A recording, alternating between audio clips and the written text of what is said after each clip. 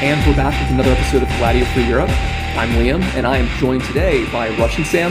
Hello. Halal Sam. Hello. And a very special guest, Maggie. Hi, my name's Maggie. You are one of the oldest and best fans of our podcast. You're also a really fun, really interesting person who knows a lot about the topic we're going to get into today. So we thought you'd be perfect for this discussion of Quo Vadis, the 1951 movie going into the earliest history of Christianity in the Roman Empire. Yeah, I really hope so. I was raised in Texas, and I attended the First United Methodist Church of Arlington, where I was trained in the Wesleyan arts, mostly actually by my father, who taught my confirmation class with a sort of unerring precision and attention to liturgy and detail and history. So I have a very particular perspective. It's mainly American Protestantism, but boy howdy do I know it well.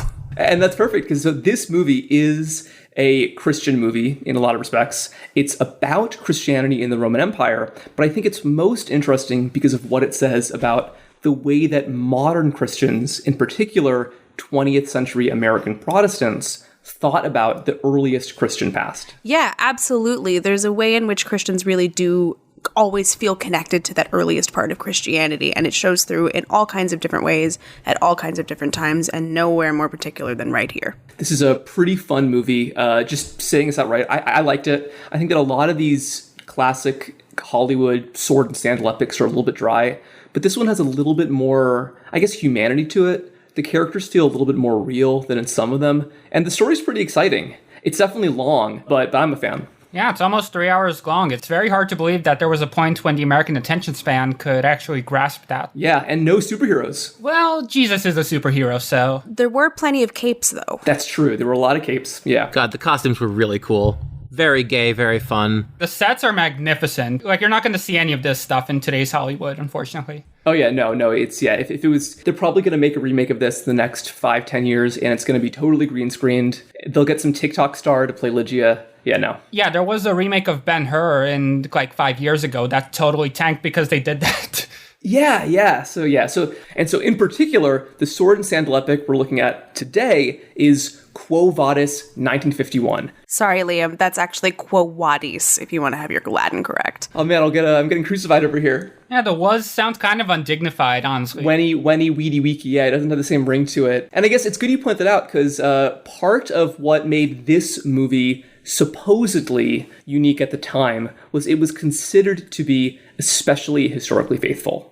I don't think that's actually true, but that was a big effort on the part of the filmmakers to promote this movie. It was shot in Rome with mostly Roman extras. And in addition, the book that it was based on, the 1896 Quo Vadis, or Quo Vadis, by the Polish author Henryk Sienkiewicz. Sienkiewicz. Thank you, Sienkiewicz. I am all over the place today with my pronunciations. It was known for being especially historically faithful.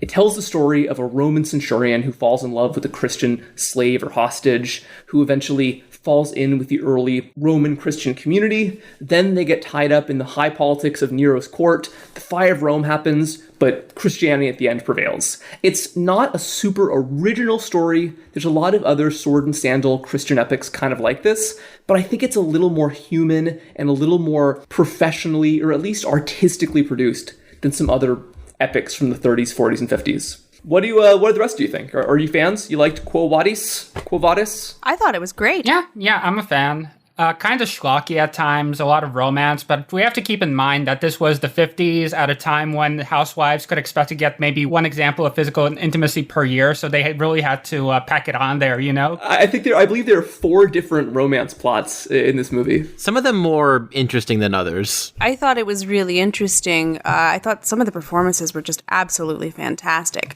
And one thing in particular that I noticed was the length of the shots was just incredible at times. The amount of choreography that had to go into it, the amount of just unbroken eye contact was just absolutely incredible, and not something that you'd see in a modern movie. It was a nice touch. I think movies just used to be better than they are now. Yeah, it definitely has more of kind of a bedroom drama sensibility than this kind of epic would be today. Yeah, it balances the state and the personal, the public and the inner life really effectively. Yeah, and that's why I think this is a lot more effective than other epics, because it really does give you a great look into the inner worlds of the main characters. Especially the character I find most interesting is not the protagonist, Marcus, but his uncle, Petronius, the sympathetic pagan working in Nero's court, who sort of puts the whole plot into motion. Well, I just gotta say, I am in love with Nero in this movie. He is very campy. Yes. Oh, he's so fun. He's just a total theater kid. I loved it. Yeah, we'll get into him later. Yeah, Peter Ustinov as Nero really kills it. Yeah, he's having the time of his life, wearing the most comfortable and sumptuous cloaks and capes I've ever seen in my life. He couldn't stop looking through the green glass. He's got to look through his green glass. Oh yes, the sapphire lens. Yeah, I remember actually I saw this movie for the first time as a kid, and that little scene was one of the things that stuck out most. So Russian Sam, you know the most about this of any of us. Can you tell us what is going on with Christianity and with Judaism at the dawn, or at least the middle of the first century Common Era? What does Christianity look like, and what does Judaism look like? So first of all, we have to talk about what Judaism looked like in Jesus' lifetime and the transition that Judaism underwent. And not any kind of transition from Judaism to Christianity, but a transition from ancient Judaism to a Judaism more similar to what you'd see in a synagogue today. Something recognizable to a modern Jew. Yeah, as many of you no doubt know, in the year 70 CE, the Second Temple was razed to the ground by the Romans as a result of a revolt.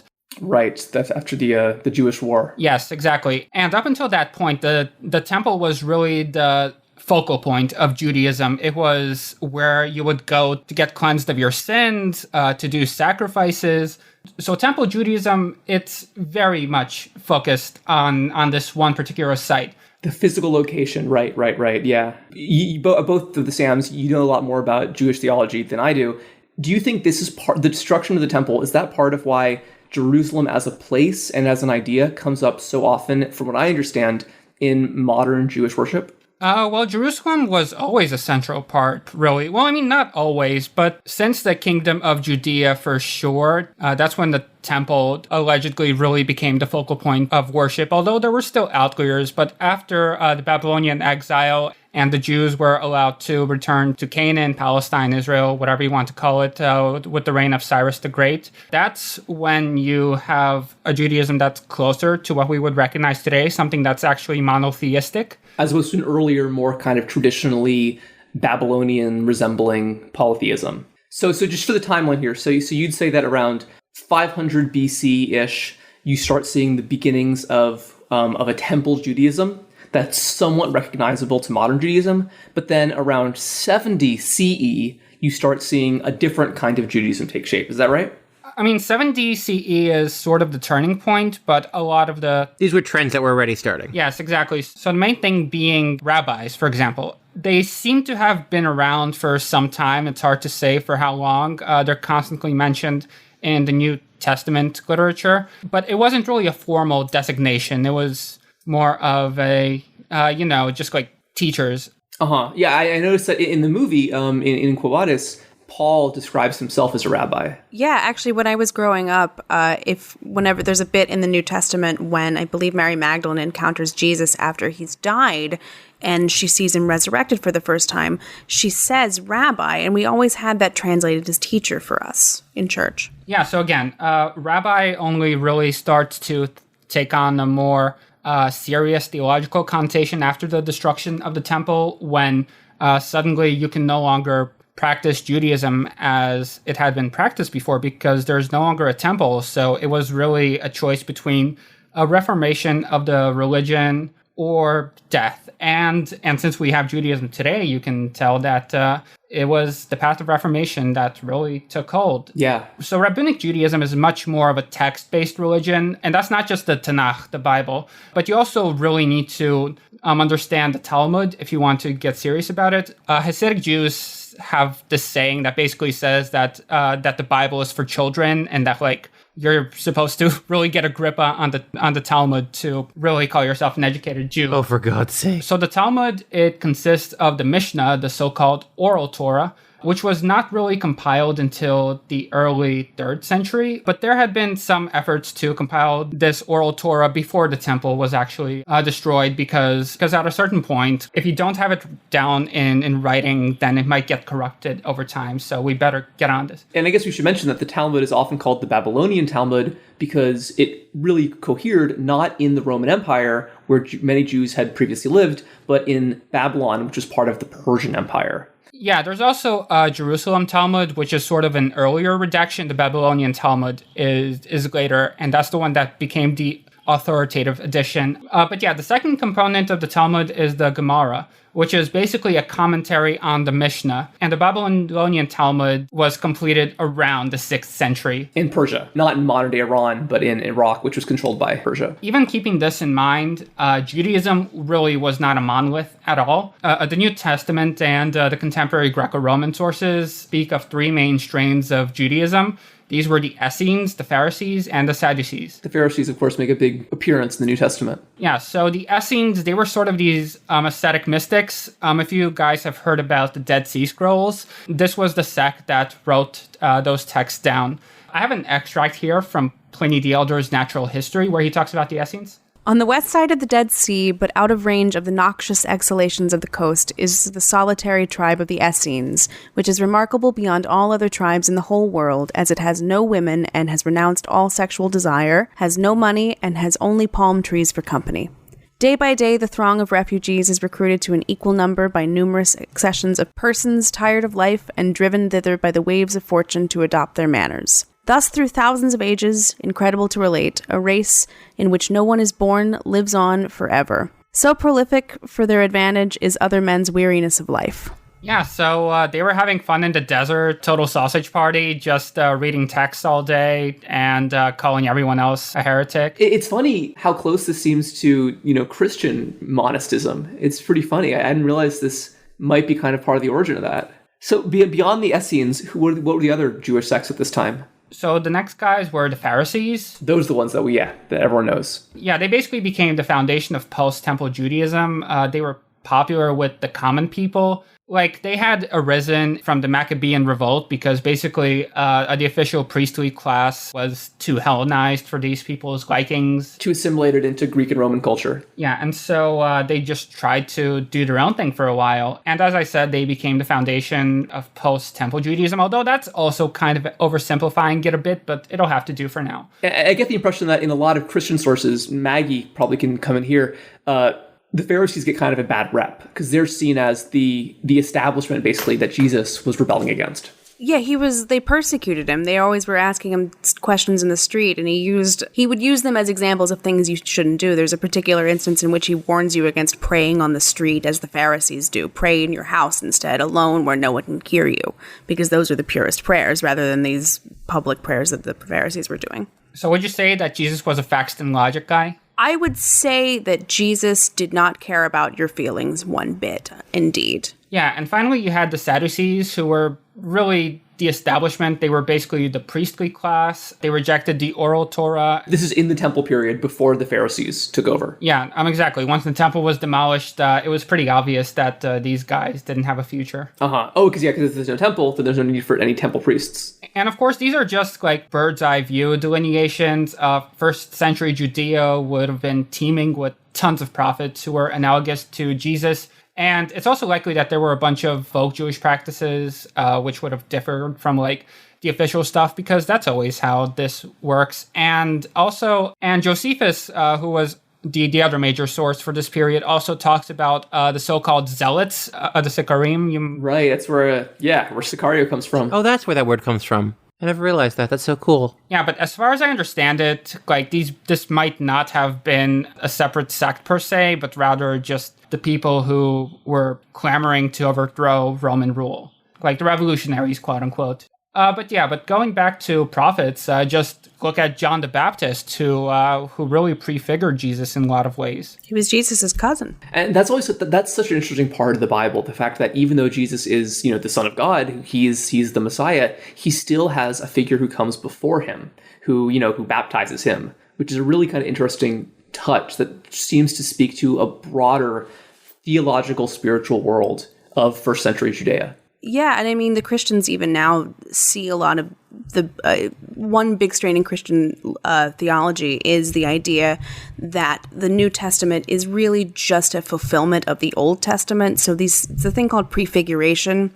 These concepts that we have now exist in other forms. Jesus is but another Adam who's also has a form in, say, Isaiah or Moses or Abraham. Any of these kinds of patriarchs all exist in the same kind of line. Yeah, and of course, a major strain of Christian apologetics was basically scouring through the Old Testament and looking for verses which hint at Jesus' coming. Exactly. The book of Isaiah is pointed to a lot in that respect. So on the subject of Jesus, quick question. Why is December 25th, just a few days from now, traditionally seen as his birthday? I was always taught that it was a means of conversion in the early church, that they switched these Christian holidays that I think the historic texts say that Jesus was probably born around March, but in order to convert people, they switched the Christian holidays over to the more pagan schedule, because Christmas, December 25th, currently, I think it falls somewhere around the winter solstice. As far as I understand it, an aspect of Christian theology is that prophets are born and die or are conceived and die on the same day. Prophets were conceived on the same day that they died. So to be conceived on March 25th would also to be born on December 25th, because that's 9 months later. But of course, there's also, as you touched on, Maggie, with the conversion line, there is sort of another theological stream here that made December 25th a convenient day for the birth of Jesus. Or at least a practical one, if not a necessarily theological one. Right. And that's because it was also associated with another divine figure at this time. Yeah, you can celebrate your holidays. We're just going to call them something different. They're at the same time. It's often said that the church co-opted Saturnalia, which was a holiday that was celebrated on various times, but... In worship of Saturn, the god of war. No. Sol Invictus, actually. The god of the sun. And he was the guy whom Constantine believed to be the top god before he went to Jesus, which is why with Constantine, you get a lot of very solar imagery around Jesus, because he was coming at this from a sun cult. Oh, okay.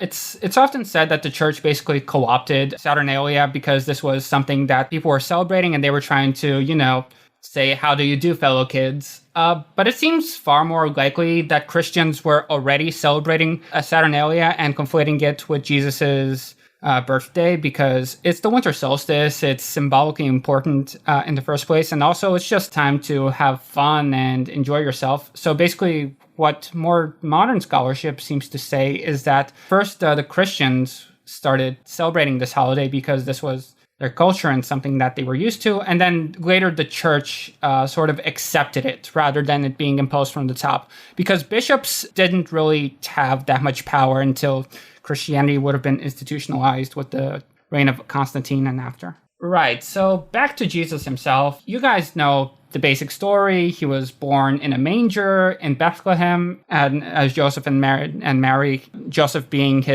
Mary's husband, who was kind of Jesus's father, but kind of not for theological reasons. They didn't fuck. They did not fuck. They did not fuck. It's very important that you note this. Mary was a virgin. She never had sex. It's very, very important. However, fun fact, if you ever hear someone refer to the Immaculate Conception, it doesn't refer to the conception of Jesus. It actually refers to Mary's conception. Yes, because to be a vessel for God, she had to be born without sin. And also, Joseph has to be counted as Jesus' father, even though Jesus isn't his biological son, because the Old Testament prophecies about the Messiah say that he's going to be from Nazareth and he's going to be from the Davidic line, so a descendant of King David, which Joseph was. So in this way, Christians were able to point to this and be like, see, that's our guy. Yeah, and you can see that actually because in the book of Luke, Luke starts out his gospel by listing the entire genealogy of the whole thing. Right, all the way down, up from Adam. Yeah, so-and-so was begat by so-and-so, who was begat by so-and-so, begat so-and-so, begat so-and-so, now we're here. Yeah, so Jesus, he was raised in this household with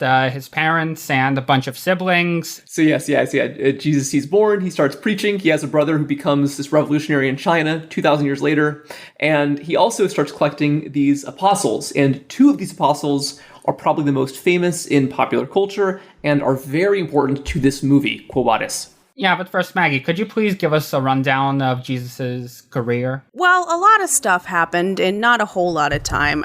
One thing that is interesting is that when he was a young child, he actually stayed behind at the temple and was asking questions of the priests or the rabbis. He was some kind of little child prodigy, and his mom thought his dad had him, and his dad thought his mom had him. It's a real sitcom situation. But basically, he starts kind of running around the Sea of Galilee, finding these people, saying he's going to make them fishers of men instead of fishers of fish, which is how you get St. Peter. But actually, one of the more important saints in this movie is St. Paul. And St. Paul is actually a guy who comes a lot later. I'm sure you're going to get into that. But he has a vision and is struck blind and changes his name from Saul to Paul. And he's going to be a whole new guy. But yeah, Jesus is running around, kind of doing some heterodox preaching, offending a lot of people by telling them that they need to rearrange their whole system and do all of this. And a lot of this comes out of the idea that he is the fulfillment of a Jewish prophecy, that there will be a Messiah, and guess what? He's that guy. So he's not only is he doing heterodox preaching, he's purporting to be a new God that will entirely upend the system by which they currently live their lives. Is Jesus calling himself a god, though? Well, he's the Son of God, is the whole thing. He's the Word made flesh, and I think that actually comes from John. Yeah, but I've always had the impression that Jesus wasn't calling himself a god, but rather he was someone who saw himself as working within a Jewish framework to... It's the new covenant. Yes, a new covenant that also includes the Gentiles, the people who aren't descended from the 12 tribes of Israel. Exactly. He's coming for everyone, not just for the Jewish people. He's coming for everyone working, yes, within a Jewish framework. But again, it's not a supersession of Judaism per se. No, it is a new covenant within it. And that's actually how the Christians regard it. The Old Testament is what we used to have to do, and now with Jesus, we don't have to do this anymore. We don't have to sacrifice goats. We can just pray. Oh, so you get to get out of keeping kosher then. How convenient. Yeah, and what's more American than a cheeseburger? Well, I mean, the not keeping kosher, it really goes back to Peter and not Jesus himself, as far as I understand it. Peter was the one who was really insistent on telling the Gentiles that they no longer have to follow all of these rules because it was from a different period, tells the men that they don't have to be circumcised to join the faith, which seems like it would have been a draw factor, really. We'll take the knife away. Maggie, can you tell us a little bit about Peter and Paul and how they might be kind of different figures from each other, and also how you feel about the depiction of Peter and Paul in this movie? Sure. Well, the thing about Peter and Paul is they represent two very different forms of the path to salvation. Peter comes to it the Jewish way, like Jesus himself could be argued to have done. But Paul comes to it in the new way. He receives a vision and renounces his old ways and takes on a new form. Peter is often depicted as the keeper of the keys. Actually, in the movie, the actor playing Peter is kind of an old man, very stately, and he says at one point that he is the rock on which Jesus will build his church. And so a lot of times if you see him in Renaissance art in particular, and even in medieval art, you'll see him holding keys, and those are actually the keys to the church. So he's the keeper of the keys, but then you have Paul, who's the writer of the laws. He's the one that does all the epistles in the New Testament. And as far as a sort of post-Jesus tradition in the Christian theology, that's really all we have. You mentioned earlier that there's a big Talmudic tradition in Judaism. The Christians don't really have that. We have the Bible, and everything that comes after that is more set dressing than anything. You could say that the Catholics have saints, but it's not exactly on the same level as maybe the Talmud would be revered to an Orthodox Jew. And I guess anything extra canonical is seen very poorly oftentimes, right? Like, I don't think anyone, there's the Gospel of Thomas, but I don't think that's really taken seriously. I mean, the Catholics also have the Apocrypha, but, you brought a Protestant on, you're going to get Protestant stuff, I'm sorry. And if you're talking about American religious practice, Protestantism is a big part of that. Yeah. Well, I guess, on the subject of American religious practice, maybe before we get into the plot of Quo Vadis, let's talk about the context that this book and then the movie came in, which is, 19th, 20th century Christianity. The book was written by a Catholic, but it had a lot of appeal among Protestants. And there's one topic that I think is really important to this episode, which I know you're pretty familiar with. is the concept of restorationism. The idea that Christians, especially Protestants in the 19th and 20th century, should establish a Christianity that is somehow more like the kind of Christianity that was practiced by Jesus and his disciples and the early church. Yes. If you look at like the Second Great Awakening in particular in the northeast of the U.S., you see a lot of new forms of religion, Mormonism being one of them. And from that time, you also get Methodists, you get Baptists who establish these. There's a particular concept that we have called itinerant ministry, in which preachers don't actually stick around for too long at certain churches. They're directed to go places by the conference, which is a governing body, but it's not huge. It's usually kind of a smaller region. I think the conference that I grew up covered like North Texas or something, and they could send ministers anywhere they wanted to go. But it kind of resists a sort of entrenchment in a single monolithic ideology. A lot of it is done at the regional level, and so a lot of things don't get stuck in stone, as you might expect. And this ideology, or explain what you mean by that. I'm kind of referring more to the concept of ideology broadly. Practice can differ significantly in different places. I'm sure even just a church down the road from where I grew up, you could end up getting all kinds of different stuff. I know that I grew up in a fairly liberal, fairly well-to-do environment, but you know, there was a massive Baptist church down the street that I visited. I remember when I was doing confirmation class, and it was wildly different. My dad, when he was doing confirmation class, actually took us around to different churches around town so we could learn about different religious practice. We went to a Catholic church. They took us to the synagogue. It was actually a really interesting experience. That's cool. And what do you think are some ways that, in your own experiences, Christians have tried to kind of connect their faith or hearken back towards earlier forms of Christianity? Well, Christians love to be persecuted. If there's one thing that we love, it's we love pretending to be persecuted. You know, it's fun to act like everyone's mad at you. I think that that's a pleasure that everyone experiences. But I could see it really particularly in the movie with the gratuity with which the lions were murdering the new Christians. Just shredding people into bits. Absolutely, just tearing them apart. But there is an extreme focus in our practice that you don't really see in Judaism, especially on the earliest days of the church. We don't really have holidays that commemorate anything after the scope of the Bible. We have Christmas, we have Lent, we have Easter, and we have everything that goes with that. We have Pentecost, but that's really about it. We don't really celebrate anyone else. Well, Catholics also have saint days. Yeah, that's true. But like I said, you invited a Protestant, you're getting Protestant stuff. I feel like, especially in the U.S., saints' days outside of the Catholic community totally fell away. I mean, you'll get some observance of them, I'm sure, and people will take saints for themselves, but it's not like, I mean, we have Valentine's Day, I guess, and St. Patrick's Day. Jewish holidays span an incredibly long amount of time. I mean, think about how late Hanukkah is in the scheme of Jewish holidays and Jewish practice. Oh, like, do you mean like what the historical events it refers to? Yes, exactly, the historical events. Yeah, like none of Christian practice comes after the Bible for the most part. So does Protestantism have any kind of relationship with the saint? I know the Catholics have intercession, which you guys don't do, but are they like acknowledged or celebrated in any way? Not one bit. Not one time ever do I remember hearing anything about the saints except when we did the Apostles' Creed, and there's the line about the community of holy saints. That's it. And actually, another fun fact about Methodism, a lot of times in the Apostles' Creed, we remove the line about Jesus going to hell after crucifixion. We just kind of let that one slide because we don't want to talk about it. Oh, yeah. Do you want to mention what that's about? Because it's actually a very interesting aspect of Christian theology that's not very well known. Sure. I actually conveniently have my hymnal right next to me. Methodists don't really want to talk about hell because why bother? Because we're not going there, so shut up about it.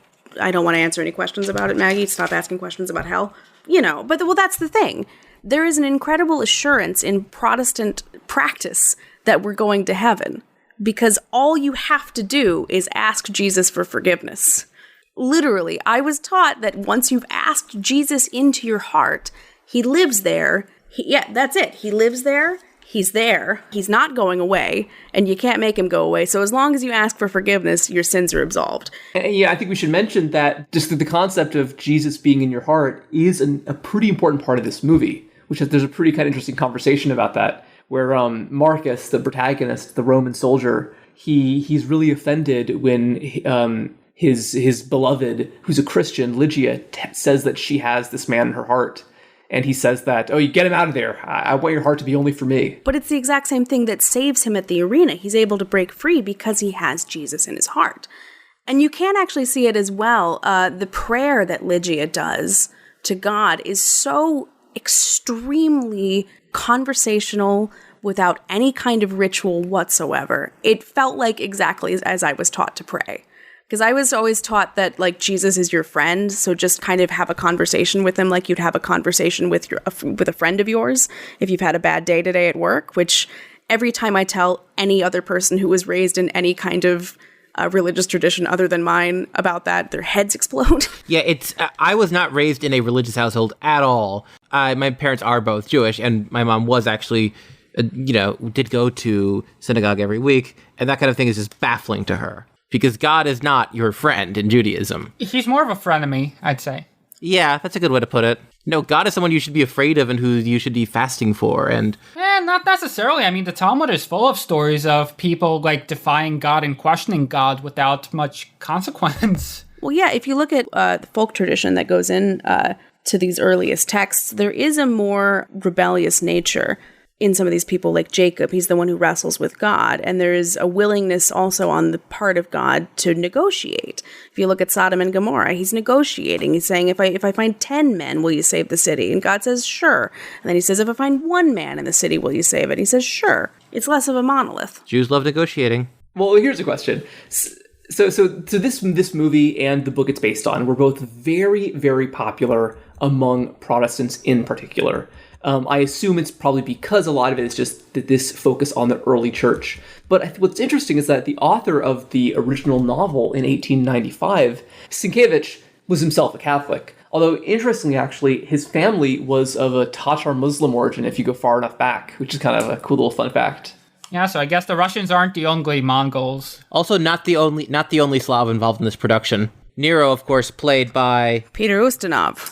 Peter Ustinov, yeah. Well, so what I wanted to know, Maggie, is do you think there's anything about this movie that did feel Catholic specifically at all? Did anything about the theology of this movie seem out of place from what you were raised with? Honestly, I didn't see much of anything. With the focus on Jesus being in your heart, with the extremely Protestant-sounding prayer, it was just extremely, extremely Protestant. Although there was, to some degree, the like extreme goriness, I would say, of the lions that felt a little visceral and Catholic to me. But, Yeah. Very, very Hieronymus Bosch, I felt like. It was...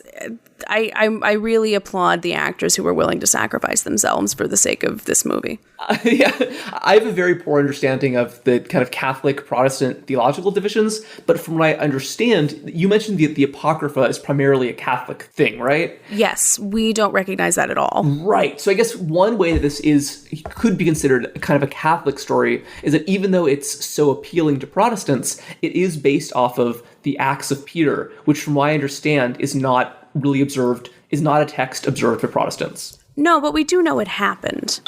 We just don't attribute as much theological significance to it. You guys want to talk about what exactly the Acts of Peter entail and why that sort of brings us to this story?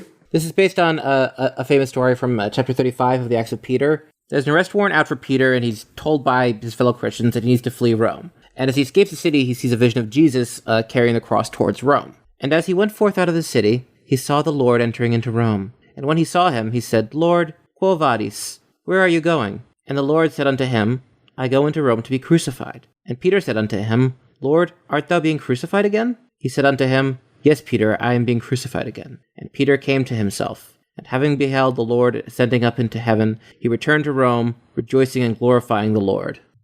I actually found it interesting that the scene as shown in the movie differs from this in that we don't see Jesus. It's just that... A young boy has a vision. That the boy, the brother of Lygia, who is with St. Peter, he's in a trance and he starts telling Peter to go back to Rome. And then immediately afterwards he says, I didn't actually see that. Yeah, I was wondering if that almost was a Protestant thing. If it might seem objectionable for Protestants to have this visual which seems to me a more Catholic aberration. Well, to be honest, now that I'm seeing this quote on this thing, I did not know at all that this was a part of any holy text whatsoever. So that should tell you something about the Protestant belief in the Apocrypha, because I had no idea that this was a thing.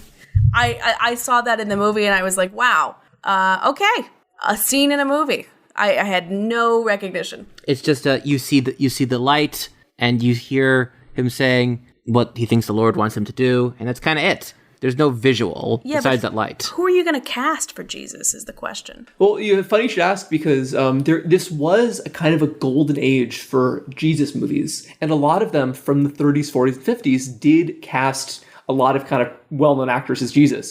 This one, you never really see Jesus' face, which I think is somewhat typical. But others, like in the 70s, you got Jesus Christ Superstar, which are a lot more personal. Incredibly good. Okay. Highly recommend the 70s version of Jesus Christ Superstar. Full disclosure, Sam and I have been doing Jesus Christ Superstar at each other for about 6 months now. About 6 months. Yeah, I would say. I love Jesus Christ Superstar. Well, yeah, this book, Quo Vadis, was at its time a huge hit. So, I guess the way you guys feel about Jesus Christ Superstar, a lot of early 20th century Christians, especially Protestants, but also a lot of Catholics, were just obsessed with this book. And Quo Vadis is one of the most adapted books of all time. I think there's been 6 different adaptations, and there were actually, 7, I believe, and 4 of them happened before this one in 1951. I think one might have been a miniseries, but the rest are movies. And the first was in 1901, and the second was in 1912. And the 1912 adaptation is sometimes considered the first feature film. It was such a big visual spectacle that when Rodin, the sculptor, saw it, he was suddenly convinced that maybe film also could be a medium that could produce masterpieces. People were a lot more bored back then. That's true, yeah. Well, like you've been saying, Russian Sam, just the fact that people could sit through this movie, which is basically about 3 hours long, and in many ways, like I said, kind of a bedroom drama, lots of intimate conversations. There is a lot of, lions eating people, but that's not the whole movie. This was before the ADHD epidemic of 2020. That's correct, yeah. One thing I do want to add, because it's very funny to me, and you might get a kick out of this, Maggie. Although the book was a huge bestseller in the US, it wasn't that critically acclaimed, because a lot of people found that it was a little too cheesy. There's this one American review in particular by an author named William Cowper Brand, who really just was very derisive of it. And he described how the characters are just automatons. They only exist to facilitate the plot. And he said his line was that you can see the author pulling the levers and ropes behind the scenes. But he also had another comment to make about the author, if you want to read this. Sure. Sinki Watsi is a Polander with the constructive ability of a candle maker and the lawless imagination of a pack peddler. I have not heard the term Polander in many other contexts. Oh, isn't that wild? Yeah. That even shows that, anti-Polish racism was very alive in 1895, clearly. I'm a Pole. Okay. Side note, the word Polander also occurs in the Haitian Constitution, I think, if you want to be... Oh, yeah, right, because they said that the Polish count as black because of their virtuous and heroic role in the revolution. Yes, indeed. They disobeyed the French orders and decided to side with the right side. I feel it should be explained. The reason that I'm Polish and also a Protestant is because my grandfather decided when my dad was a baby that he cried too much in church, so they wouldn't go anymore. And then my dad's grandparents, who were old-timey farmers in Texas, decided to make a Methodist of him. And then my mother's whole family are East Texas farmers, and they're all Methodists. So, oh, that's hilarious. Yeah, I'm a truly uniquely American construction. Well, unsurprisingly, many American Christians were very excited to see this movie. I wouldn't be surprised if, people in those Methodist churches were familiar with Quo Vadis as a book and the various adaptations. What's kind of funny is that there was a more obscure play that was written, I believe, just 2 days before Quo Vadis. Crazy coincidence. That was called The Sign of the Cross, which also involves a Roman soldier named Marcus who becomes a Christian in the time of Nero. Really crazy similarities there. And I think it has to only be a coincidence because they came out so close together. But because the rights to Quo Vadis were very expensive, In the 1930s, Paramount Pictures and Cecil B. DeMille got the rights to the Sign of the Cross instead, which is basically generally understood to be sort of an inferior version of a very similar story. So the Sign of the Cross in 32 was a huge hit, and MGM, the big rival studio, sought to strike back. So after a long legal battle, they got the rights to the original, or at least the more famous, Quo Vadis. They tried to produce it in the 30s, but for various reasons, it was mired in development hell for 20 years, which is kind of crazy. And it didn't eventually come out until 1951. But by 1951, when it was finally in production, it was one of the most elaborate Hollywood productions in history up to that point. The budget was $7.5 million, which would have been about a little over $80 million today, which is pretty massive. There are incredible crowd scenes. The Roman triumph part, about maybe a third of the way into the movie, has probably, 3,000, 5,000 people on screen? Yeah, and you also have several scenes at the temple which involve just thousands of people watching the priestess commemorate the ceremony. Yeah, it's really amazing. It was actually filmed, I believe, at Cinecittà, the famous film studio in Rome. So it was actually, in a way, sort of on location. And the actors, you could say, were real-life Romans because they were just everyday people, like shopkeepers and bicycle delivery boys that they hired off the streets of Rome. I'm guessing it's not an accurate depiction of what a Roman religious ceremony looked like, though. It looked like fun, though. Yeah, I would think not, but I don't know. And I think that on the topic of the religion, I think that the lavishness of the rituals really shows the way that paganism is associated with excess, whereas Christianity in this movie is associated with, simple piety and modesty. Yeah, you can see this pretty clearly with Lygia. She's wearing usually very plain garments. She looks very nice, but she's always wearing something plain. And then when they take her to the women's quarters at the temple, they dress her up in sparkles and medallions and bangles and things like that. But also there's an element to which you can see this in the way that she actually won't put out for Marcus, even though she wants to. There's a restraint to it, a sort of power that's not really being used to its full extent, and that's evident in a lot of ways.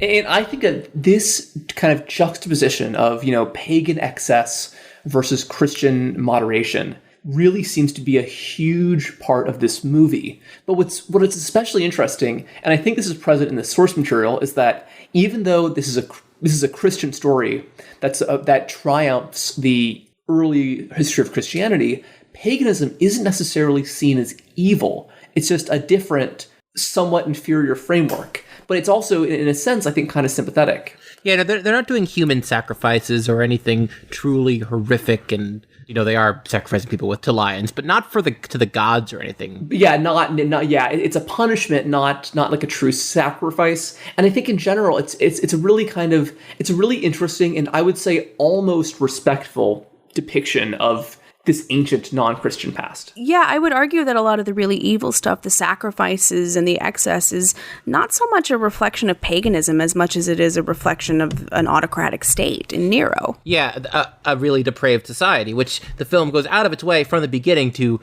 point out the cruelty of Roman slavery and what it does to people. I mean, you can see what it does to Marcus. He's constantly going, well, see here, you should have sex with me, see? In this really crude and disgusting way. Whereas Lygia is very, proper and not even a slave. She's a hostage the whole time. It's a very interesting situation, yeah.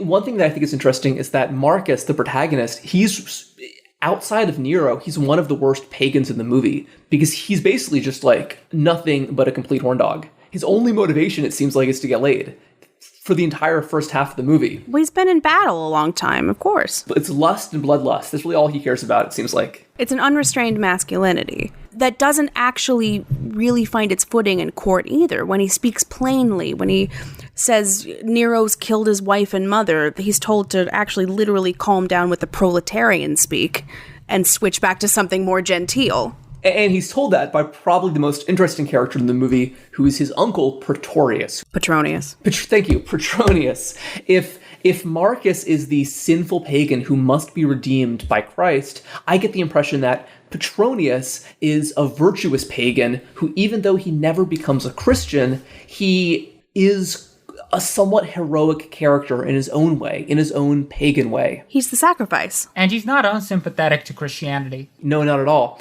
He is probably a real person, and his title in the movie is the Arbiter of Elegance. That actually was his real position at Nero's court, which is pretty funny. Oh man, he's such a great character. Like, Nero is constantly asking him for feedback, and he just gives all these insults that are crafted in such a way that Nero doesn't pick up on them. Like, there's a point where he says that Nero's poetry is trash, and then he elaborates with, well, if Homer had written these verses, then of course that would be sufficient, but you are a genius of an even greater caliber, and so I expect better from you.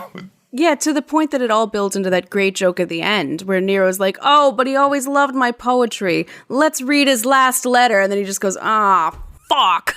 Well, if you want to kind of go across the plot of the movie, which I think would make sense, really this movie gets started when the character Marcus, this heroic soldier, gets back from his campaigns in Britain and Gaul and meets with his uncle, who is this big official in the court of Nero. It's hard to know to what extent Marcus knows that Nero is insane, but he definitely knows he's a brutal guy that seems to garner little respect among the Roman people. I would respect him. And then pretty soon after this, Marcus, he needs somewhere to stay because I guess he doesn't have a home in Rome. He's sent to live with this retired general named Aulus. And this retired general, it so happens, is living with this very pretty young woman who's somewhat mysterious, who we've mentioned before, Lygia. If Maggie, if you want to talk about this character. Oh, she's great.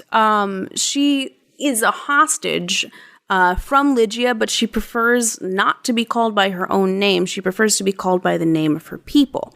And from the very beginning, she represents a kind of pushback against the conquering force that Marcus represents. Marcus, she says, it's brave to die for your home, that kind of thing. Yeah, and just to add a little jump on here, if anyone listening has heard our Barbarians episode from many months ago, the character Arminius is in a very similar position. He's a Germanic barbarian hostage from a noble family being raised in Rome. But yeah, Lygia, the family sees her as one of their daughters. They're very kind to her, and even though she's technically a hostage, it really doesn't feel like that until you find out. But it affects her life completely because her legal status is such that she can be given to this general. Yeah, but in Lygia, there also appears a sort of reformation of familial bonds, just the same way in which a Christian might regard other Christians as their brothers and sisters in Christ. Lygia is not a hostage. She's not an outsider. She is our daughter. She refers to herself as her daughter, and it's not until the scene at the dinner where we finally learn that she's actually an adopted daughter. Oh, right. That's true. Yeah, because at first, Marcus thinks she's just a slave, and there's a really kind of funny scene here where when he first sees her, he's very brutally basically harassing her sexually. But then when he finds out that she calls herself the general's daughter, he still keeps going, but suddenly in a much more subtle and kind of a little less crude way. It's just switching registers in order to seduce hot redheads. What were they doing with her hair? My God. It would have been fine if not for the little weird curls on the sides. The hair in this movie is wild. All the crazy Roman curls and, stacked up. One little last thing about Lygia before we keep going is that some of you guys might know this. Originally cast for her was Elizabeth Taylor, but she dropped out. Oh, there was also Audrey Hepburn was cast as well. Isn't that wild? So both those would have gone in such different directions. But no, instead, Deborah Kerr, she does a very good job, I think. Yeah, Audrey Hepburn was relatively unknown at the time. And Deborah Kerr was an established star, and so they cast her instead. Another actress who actually didn't make it into this version of the film, but apparently was in scenes that were cut, was Sophia Loren, and that one of her first roles was actually as an attendant to Lygia in this movie. Everyone looked great. I think people were just more attractive then. It was all the smoking, all the tobacco, kept people looking good. Yeah, the uppers and the downers kept people about. Speaking of Roman customs, they do a lot of heiling in the movie, like a lot of it. Oh yeah, the hailing. Yeah. Well, it's heiling. It's heiling. I mean, yeah, the Romans salute as they call it, which I don't think the Romans actually did to that degree. Well, I mean, that's an actual thing. That's where the Nazis got it from. No, that's where they claim to have gotten it, but I don't think I think it's actually a Renaissance thing. Like everything people think, like just about everything people associate with the Roman Empire, it's from the Renaissance. Yeah. Well, it's funny you should mention this because at the time, a lot of film critics were basically saw this movie, even though it's so clearly a Christian movie, which is really just about, Christian virtue and piety. A lot of film critics at the time thought it was also sort of an allegory on fascism. Because World War II wasn't that far back in the rearview mirror, which was seen as this, event of immolation. You could argue even self-immolation on the part of the Germans and the Italian fascists, destroying their own nations in this suicidal, genocidal rage. A lot of people thought that the character Nero, who really kind of leads the whole movie, was an allegory for Hitler or for Mussolini. I could see that, but at the same time, this is very much the traditional view of Nero, that he was just this really cruel emperor who was mentally feeble and who, literally played the fiddle as Rome burned. It was the liar. It's the story coming down from Tacitus about Nero's cruelty and vanity. And what do you guys think about Peter Ustinov as Nero? Oh, he's fantastic. He does such a good job. Incredibly fun, very kind of ridiculous. He's having the best time. He reminds me of Sam in some ways. I gotta say, as I was watching this, I was thinking, he looks a tiny bit like your boyfriend. I know, he really does. It's something about just the, Yeah, it's the curls, it's the beard, it's the pride, the thick Slavic thing. I am more well groomed, I would hope. Oh yes, you absolutely are. Yes. You're much better looking than Peter Ustinov. Thank you. Although I am not as well dressed, I would love to wear those purple outfits this man wears. They look really comfortable. If it were socially acceptable, I would drape myself in it. If you want to read this, Maggie, there's a pretty fun little story about Peter Ustinov because just like Deborah Kerr, he almost didn't get this part. I think also part of why there was so much turnover in the production was because the production went so long, different actors would join and then drop out. But eventually we got Peter Ustinov. Peter Ustinov recalled how he was cast as Nero in 1949, saying, "An exciting proposition came my way when I was 28 years old. MGM were going to remake Quo Vadis, and I was a candidate for the role of Nero. Arthur Hornblow Jr. was to be the producer, and I was tested by the director John Huston. I threw everything I knew into this test, and to my surprise, John Huston did little to restrain me, encouraging me in confidential whispers to be even madder. Apparently the test was a success, but then the huge machine came to a halt and the project was postponed for a year. At the end of the year, the producer was Sam Zimbalist and the director Marvin LeRoy. They also approved my test, but warned me in a wire that I might be found to be a little too young for the part. I cabled back that if they postponed again, I might be too old, since Nero died at 31. A second cable from them read, "Historical research has proved you correct. Stop, the part is yours." Yeah. And also, you mentioned that, John Huston was almost the director, so it's kind of funny how this movie went through so many different variations before it eventually came out. One last little thing that this is not very relevant, but just a little fun fact about Peter Ustinov. His family is part Russian, but also part Ethiopian, which is kind of cool, because it's the same very kind of unusual mix as Pushkin, the poet. Russian Ethiopians really making waves in the world. Orthodox unity. The movie continues. You see the character of Marcus gets eventually, because of his obsession with this woman Lygia, he starts falling in with the Christian community. He starts out as a spy. There's this really kind of funny character, this very stock villain named Kylo, the Greek soothsayer, who tells him about the Christian cult. He said I was like Kylo Ren. Oh, yeah. Kylo Ren. Yeah, you're right. Kylo Ren.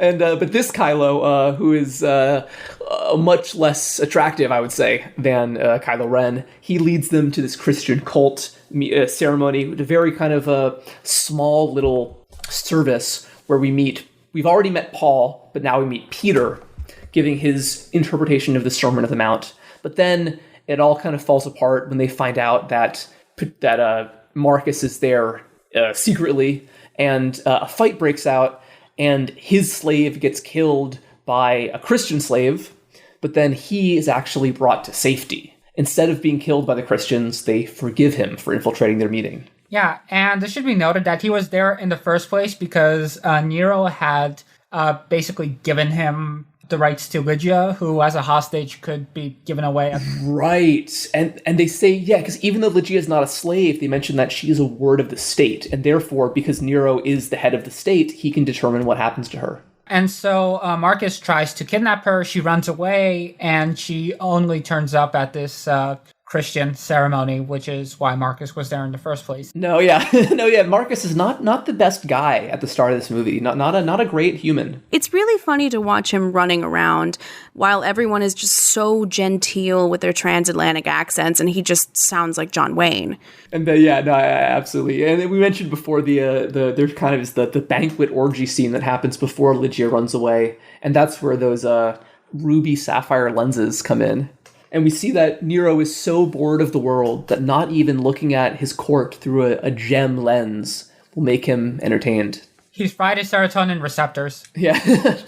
Another character we should mention here who probably has the best hair of the whole movie is Poppaea, the Empress. And her leopards. Oh, isn't that great? The live leopards in this movie. Yeah, a lot of big cats. One thing I want to mention about Poppaea here that's kind of funny, this doesn't come up into the movie at all. And I'm not sure how true this is, but according to Josephus, the Roman Jewish writer we mentioned earlier, he was convinced that Poppaea herself, just like the way that some characters in this movie are secret Christians, he believed Poppaea was secretly sympathetic to Judaism, if not a full Jewish convert, that she had some kind of reverence toward the Jewish God. A crypto Jew. Yeah. I don't know how true that is. I think that it's possible that I think that historians are a little bit skeptical because it seems that as empress, nothing about her life was sympathetic to Jewish communities in Rome. But it's interesting that was believed. It kind of reminds me of like a first, second century version of the whole Obama's a Muslim kind of thing.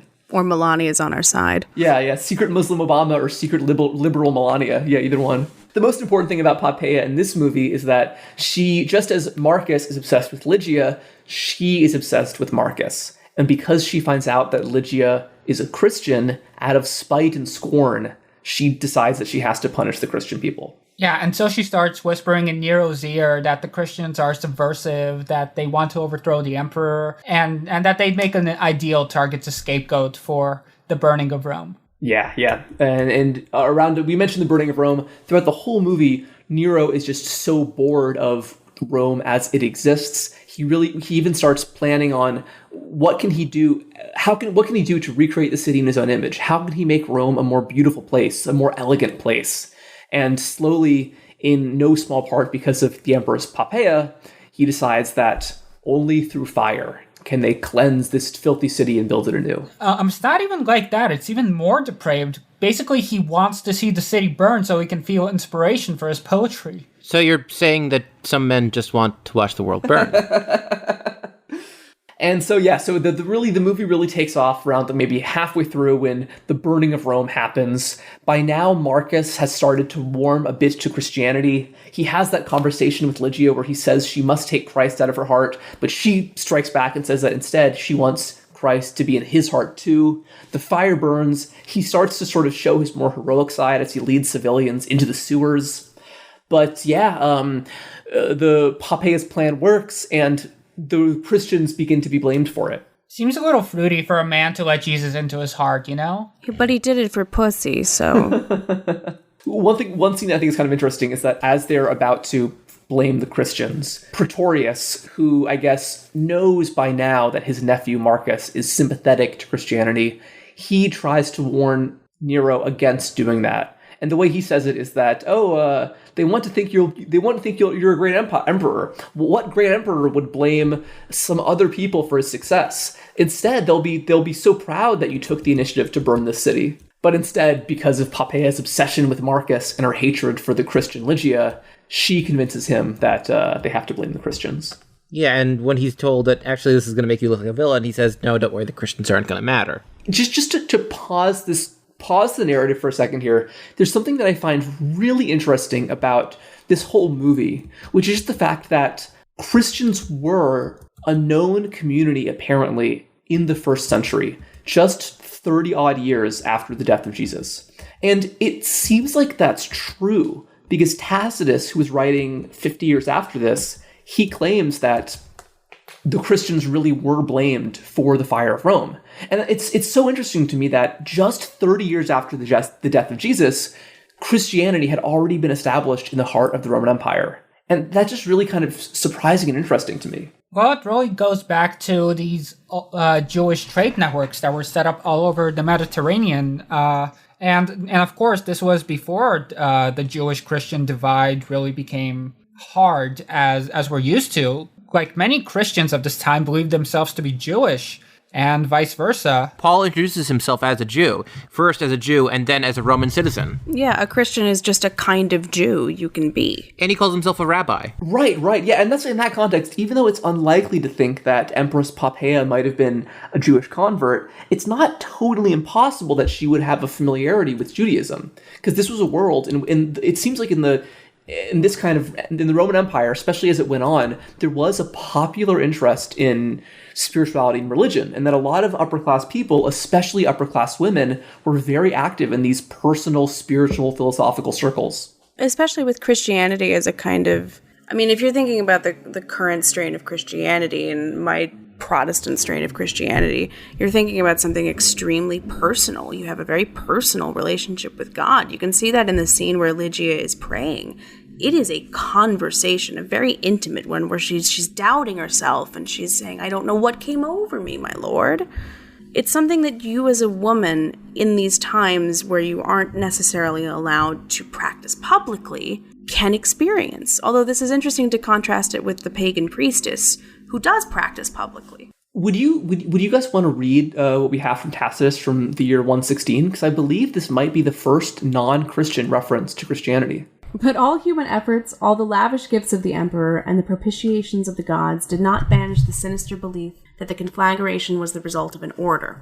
Consequently, to get rid of the report, Nero fastened the guilt and inflicted the most exquisite tortures on a class hated for their abominations, called Christians by the populace. Christus, from whom the name had its origin, suffered the extreme penalty during the reign of Tiberius at the hands of one of our procurators, Pontius Pilate, and a most mischievous superstition, thus checked for the moment, again broke out not only in Judea, the first source of the evil, but even in Rome, where all things hideous and shameful from every part of the world find their center and become popular. Accordingly, an arrest was first made of all who pleaded guilty. Then, upon their information, an immense multitude was convicted, not so much of the crime of firing the city as of hatred against mankind. So more of an ideological crime than an actual one. It's a thought crime. It's, yeah, and that right there is, I believe, the first reference from a non-Christian to Christianity, which is really funny. This suggests that by the beginning of the 2nd century, a historian like Tacitus was familiar with Christians, but didn't really think of them as that important. They were a superstitious group that had some foothold in Rome at this time. It's also interesting that reference is happening in Rome and not like in Syria or Egypt or somewhere a little bit closer to Palestine. I guess in any case, I just find it very interesting that it does seem like there really was a Christian community within the city of Rome this early. Because it's really kind of interesting that even though Christianity took so long to become the dominant religion in the Roman Empire, it just shows that from the very start, there were these sub rosa Christian meetings happening in the city. The traditional narrative, of course, is that St. Peter himself was the one who went to Rome. And I think that some historians are a little bit skeptical of that, but it's absolutely possible. And I always thought the idea was kind of funny of this like very provincial Jewish fisherman going to this big bustling city. You know, it's kind of a bit of a midnight cowboy situation for him. Well, they did crucify him upside down, supposedly, which sounds excruciating. Huh? Do you want to talk about the persecutions now? Because that's kind of the climax of the movie. Yeah, good Lord, do Christians love to harken back to a time in which they were persecuted. And this is a thing that Christians love to do now, especially the ones down where I came from. Good God. Think about all the religious exemptions that people are trying to get for vaccines. I mean, it's stuff like that. Just the idea that the world is against us. There's a sort of outward pressure that a lot of times Christianity relies on because, honestly, our Protestant faith doesn't exactly have object permanence. We don't really have rituals. We don't really have practices other than the holidays like that. We have a liturgical calendar in the Methodist Church, but even that is just like what subject to do your sermon on this week. It's this week you should talk about grace, and next week you should talk about forgiveness. So there's a kind of outward pressure that Christianity sort of almost seems to need to sustain itself sometimes. Well, I mean, listen, in today's America, everyone loves to be persecuted. You guys were just a bit ahead of the curve. I mean, I remember growing up and seeing kids in shirts with crosses on them that said, this shirt is illegal in 52 countries. It's like, don't forget, there are still people that hate you out there, kid. Very strange. I mean, although I can't really talk, Jews also love to talk about being persecuted. Well, I guess, if your grandparents died in a genocide, I think you got a little more of a claim to that. Yeah. That's true. That's entirely fair. My grandmother just got snubbed at a church party.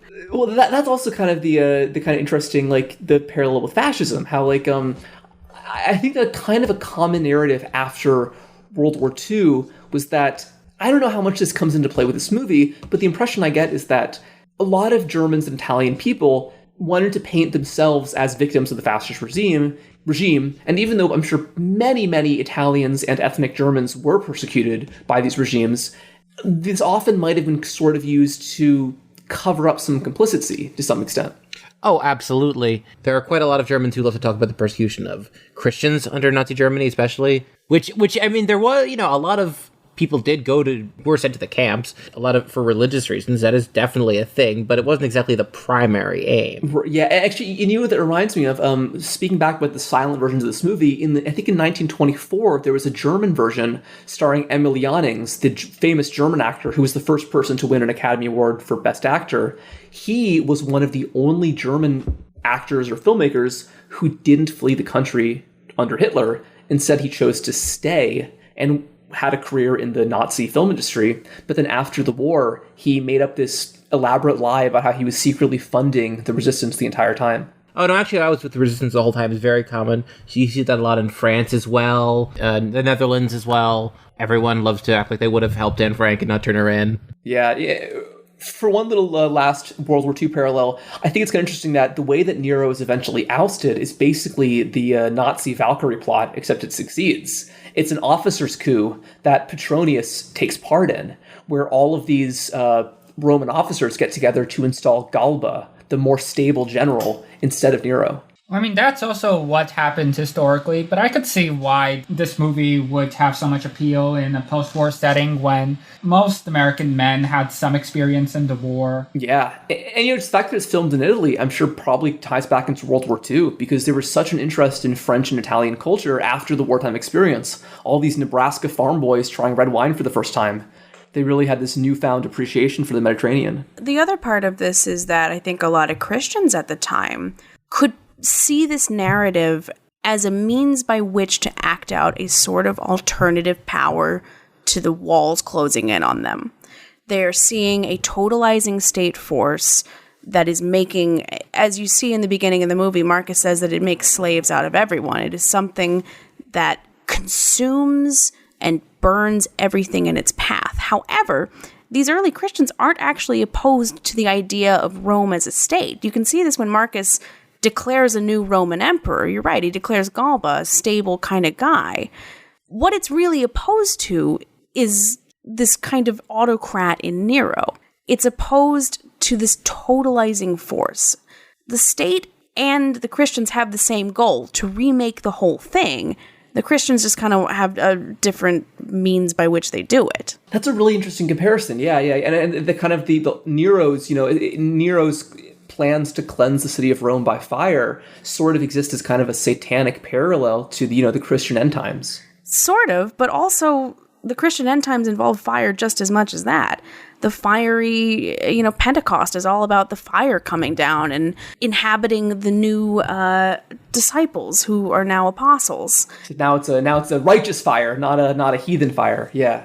Yeah, it's a real duality of symbol. You could even, if you wanted to be really pretentious, you could do a play on raise and raise, R-A-Z-E and R-A-I-S-E. Yeah, and speaking of demons, do you guys know what 666 refers to? Well, it's the mark of the beast and all that, but is it something that we don't expect? So apparently this, when you do gematria for Nero's name and title, it comes out to 666. So is that part of how that began?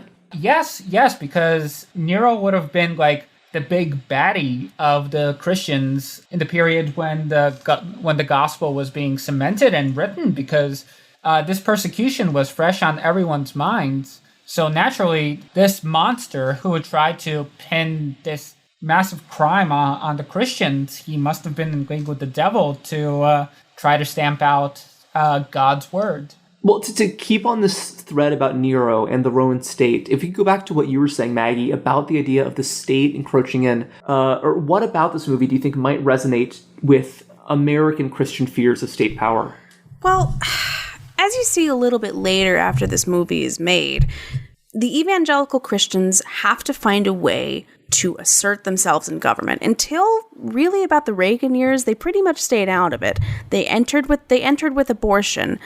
But until then, I think that they tended to see themselves as a sort of alternative path, something that could coexist with a state, as you can see with Marcus, but also be something that resides within your own heart internally, that can save you from the horrors that you are witnessing. It is a way out off of this ride. Yeah, I never thought about this, but I guess it's no coincidence that this period of early Christianity, when the Christian faith is believed to be more pure and more virtuous, is also a period where it must meet in secret, where there can be no open Christian worship. Exactly. When I was growing up, I went to the summer camp in the woods. I feel like the more stories I tell about my upbringing, the darker they get. But I went to a camp in the woods in East Texas, and every year we did a really scary passion play where they shut off all the lights and they led us into the woods and they whipped the shit out of this guy. Whoa! No, well, they didn't actually whip him, but he was like a counselor, whoever it was, and then the next day he would be like, no, yeah, look, they really got me, and he'd try to show you whip scars. And I'm like, yeah, they didn't really whip you. But it was genuinely very scary. They really wanted us to feel like we were in mortal danger. I could not have been more than 9 years old at the time. Wow, that's wild. And you didn't come from an especially religious household. This is just church is a place of community meeting, and you participate in these things. Yeah, I mean, that's the thing about the Christian experience, especially in rural places. I myself grew up in a pretty big metroplex, so it was a little bit different. But the church is where you do all of your socializing. There's not much in the way of community activity because your community activity is the church. Maybe you go to the grocery store, but you don't really... look, my grandparents have been going to high school football games since my mother was in high school. They've had the same season tickets for years. You treasure these kinds of small things, these rituals, and one of those big rituals is church. It's church or school. That's it. Yeah, the first question that you ask someone, besides where do you come from, what do you do, is what church do you go to? Well, the first question my great-grandfather asked people is, oh, you're from there? What do you grow there? But, Yeah, well, I think in any case, this is a really cool movie to talk about. And I really wanted to thank you again, Maggie, for leading this or being part of this really fun, riveting conversation. Because this is it's a better movie than many epics from this era, but it's also a lot more thought-provoking than many other films from the early 50s, the start of the color era. Oh, absolutely. Like always, the art we make says as much about the time that it's made in as the other way around. And thank you so much for having me on. I've heard only Sam's part of these podcasts for months because we live in a studio apartment, so I listen to his section and his section only. But because I wear headphones. Yeah, but thank you so much. I've had such a wonderful time. We will definitely have Maggie back again sometime. Question, any closing thoughts anybody wants to add? The movie definitely gets race in Rome very wrong. How do you mean? Well, it's basically seems to have an American-style racial hierarchy of white on top and black on bottom, and which is simply not the case in Rome. The African eunuchs that's a little iffy. They you wouldn't put that in a remake. I don't think they're eunuchs. I think they're women, but their job is to dress up Nero's harem. I think they were eunuchs. But yeah, that part, that is not an accurate depiction of Roman society. Not to say that Romans aren't racist. I mean, they were Italians after all. But Roman society did not have an American-style racial hierarchy, which is something that a lot of the trad people really don't understand. No, a German would have been much more barbaric to them than a Moroccan. And dude, one of the first Christians was Ethiopian in the Apocrypha. All right, well, again, thank you so much, Maggie, for joining us, and thank you to all our listeners for, keeping up with this fun ride of a podcast we've been doing for a few months now. If you are liking Gladiator for Europe, please leave us a review, and if you have any suggestions or any ideas for future episodes, definitely drop me a line. I'm at Lego Racers 2 on Twitter, and I would love to hear your thoughts. Happy Saturnalia, everybody. We'll see you soon. Happy Saturnalia.